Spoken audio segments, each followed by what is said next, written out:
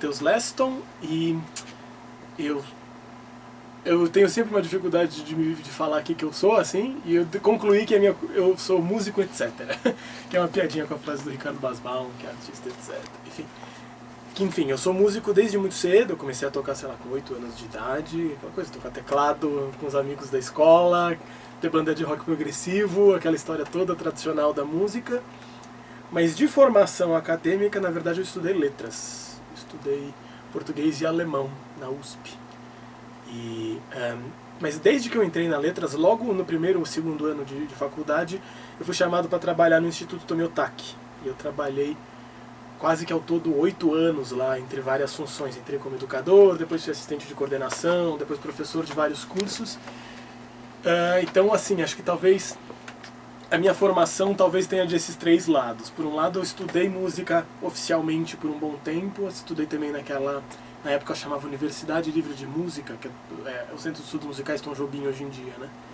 Estudei lá, acabei desistindo de estudar música porque descobri que não era bem isso que me interessava, não era estudar jazz, não era estudar escala para cima e para baixo, eu estava mais interessado em sound design e eu prefiro ficar mexendo num compressor por 2 horas do que numa guitarra por 2 horas. Eu descobri isso, então saí de lá. Então essa formação, esse é o lado de música. Por outro lado também tem o lado de letras, que eu acho que foi para mim mega importante para uma construção mais política, por assim dizer, porque eu fui estudar literatura brasileira principalmente, literatura alemã e filosofia alemã e etc. Então, embora seja meio uma tangente na minha formação, por assim dizer, ter feito letras oficialmente, para mim fez muito sentido político, por assim dizer, estudar a história do Brasil bastante, etc. E no Tomiotaki, que eu trabalhei no Tomiotaki por anos, e depois na Bienal também, eu trabalhei 3 anos na Bienal, que foi minha formação mais de artes, por assim dizer, que era estudar muito trabalhos de artes plásticas, de artes visuais. Enfim, lá eu fiz muita coisa de escrever material educativo para as exposições, estudar os artistas para dar palestras sobre os artistas. Então essa é uma formação um pouco confusa, não é uma formação muito linear, que eu acho que nela já está amarrada um pouco essa coisa de visualidade com música, sabe? Que é um pouco o que mais me interessa, de certa maneira. Depois que eu saí dessa coisa saí da Bienal, parei de trabalhar com os educativos de exposição e daí comecei a estudar áudio. Eu fui estudar áudio mesmo. Então também sou técnico de áudio. Meio essa formação confusa.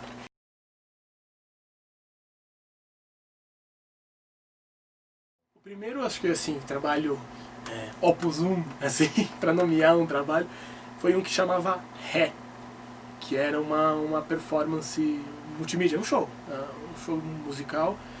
Foi, se eu não me engano, em 2011, eu posso estar errado a data, mas 2010, 2011, por ali. E era um show em que eu comecei a articular várias das ideias que eu acho que culminaram na Orquestra Vermelha. Que era um show que eu tocava ao vivo, então tinha aquela coisa de loop, né, de construindo os loops, que bastante gente faz, né, de construindo os loops em tempo real. Então eu gravava uma guitarra, gravava um baixo, ia gravando e ia criando uma camada de som. Só que daí a voz, que talvez seja, aspas, gigante, o elemento principal, estava pré-gravado. E daí eram vídeos de cantores que eu chamei para cantar essas músicas. Então a música era feita ao vivo e a voz era pré-gravada. Então era quase, eu brinco que era como se fosse um karaokê ao contrário. E eu chamei o Rômulo Frois, o Edu Ferreira e o Arrigo Barnabé para cantar, que foi bem legal.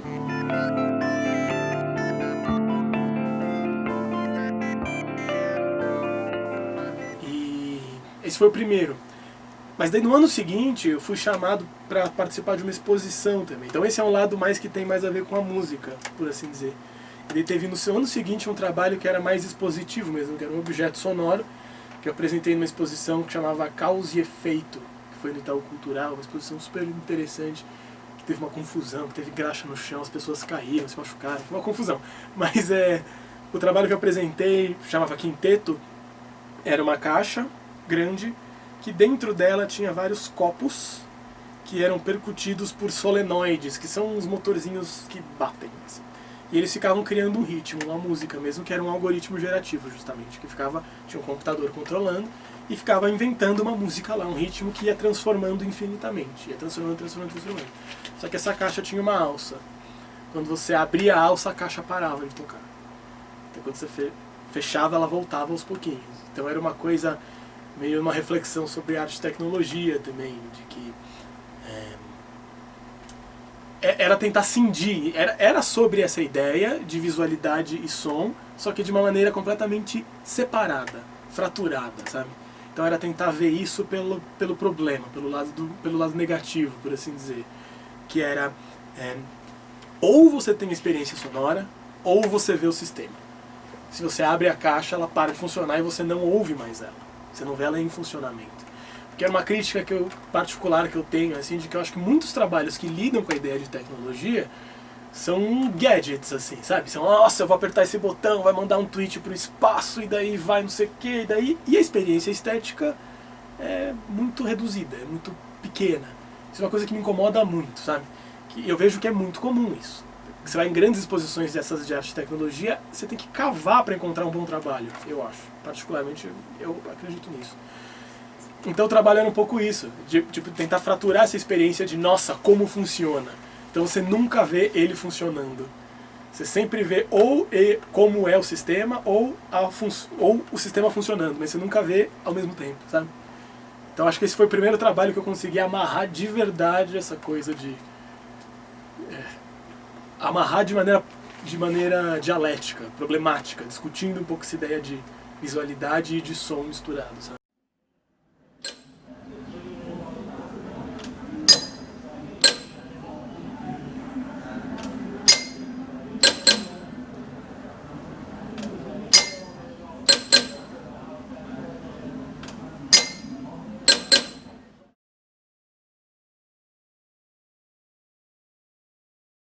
Ele surgiu, assim, sei que eu falei do Ré, dos dois...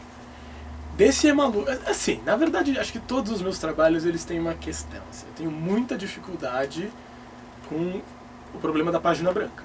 Aquela coisa assim, que todo mundo tem, né? Mas eu acho que eu tenho uma coisa meio crônica com isso. Assim. Então todos eles meio surgem meio de deadline, por assim dizer. Então esse meu amigo falou, Matheus, eu quero que você faça um trabalho para a exposição. Eu vi que você tem coisas bacanas. Você quer mostrar uma delas? Eu falei, não, quero mostrar uma coisa nova, mas eu não sabia o que eu ia mostrar ainda. Ele foi na conversa com ele, que era o curador assistente da exposição. A gente foi conversando e chegando nessa ideia. Esse do Ré também foi meio assim que surgiu, na verdade. Me convidaram para fazer uma apresentação no Sesc Belenzinho, que eu tinha visto outras coisas que eu fazia e tal, com outras bandas também, Patife Band, que eu tocava e tal. E me chamaram e falaram, a gente quer fazer um show, você não quer mostrar uma coisa assim, assim, assim? Eu falei, não, quero fazer uma coisa nova. Então eu tento usar sempre deadline como uma maneira produtiva, sabe? Eu produzo melhor assim. Mas a ideia, eu acho que um pouco por uma questão justamente de ter vindo de uma até a Orquestra Vermelha também. A Orquestra Vermelha ela foi produzida por causa do Rumos do Itaú Cultural. Eu ganhei o Rumos de... curiosamente de cinema e vídeo, que eu tinha certeza que eu não ia ganhar, mas na verdade era uma categoria que chama espetáculo multimídia, né, que eu acho que é as coisas que não cabem nos outros rumos se inscrevem naquele, que agora não tem mais, né, não tem mais as categorias. Mas enfim, foi o último Rumos com categoria ainda. E eu me inscrevi e tinha deadline para inscrever, e tinha deadline para executar o projeto, e daí eu falei, preciso pensar em alguma coisa, preciso fazer algum projeto. E para mim a ideia, ela surge... Daí eu acho que tem a ver mais com a minha formação de ter trabalhado muitos anos no Tomiotaki e na Bienal, uma coisa mais de artes plásticas, eu acho, que surge uma ideia mais da forma antes, uma ideia mais do sistema global, antes da parte.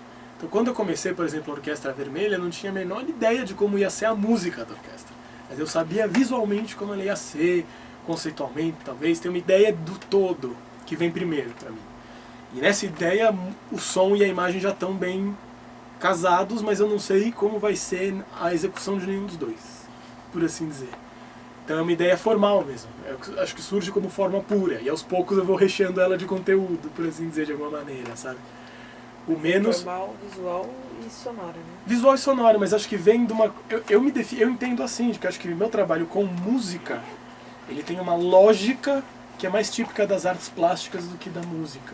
Que é uma lógica de entender a própria forma de um show, a forma de estrutura, uma discussão de forma, Porque quando você vai... A Orquestra Vermelha surge daí um pouco, né? Da discussão da forma de um show. Porque quando você vai fazer música, a ideia do show já está dada. Já existe o que é um show, um palco, como é a performance musical.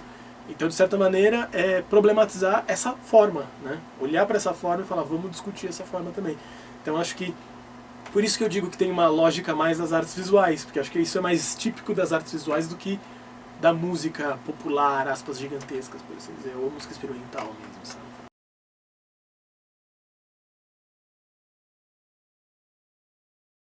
Bom, o processo da orquestra, como eu falei, eu tinha a ideia visual já resolvida, eu já sabia...